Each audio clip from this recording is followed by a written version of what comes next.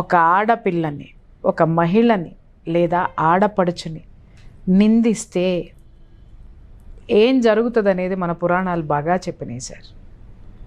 Okay, అలాగే క్యారెక్టరైజేషన్కి వచ్చేసరికి సీతాదేవిని అవమానించినటువంటి రాజ్యంలో ఆవిడ ఆ రాజ్యం వదిలిపెట్టి మనస్తాపంతో రాముడు పంపించేసిన తర్వాత ఆవిడ లేని రాజ్యం ఎలా అయింది సార్? రాముడు అశ్వమేధ యాగం ఎందుకు చేశాడు సార్? కరువు కాటకాలు వచ్చి రాజ్యంలో క్షామం తాండవించింది. ఆడదాని ఉసురు అంత భయంకరంగా ఉంటుంది, అంత భయంకరంగా ఉంటుంది.